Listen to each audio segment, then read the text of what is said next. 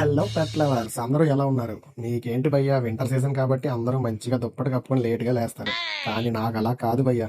Morning 6 అవ్వక ముందే నన్ను పడుకొని ఇవ్వకుండా ఇద్దరూ లేపేస్తారు మేడ పైకి తీసుకెళ్ళమని.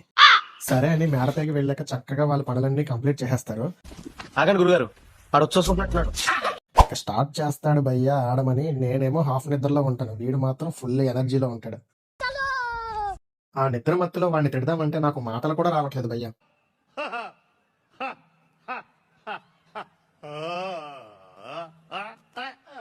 సరే, నాకు డ్యూటీకి టైం అవుతుందని కిందకి వచ్చి నేను రెడీ అవుతుంటే వీడు మాత్రం ఇలా గురక పెట్టి పడుకుంటాడు భయ్యా.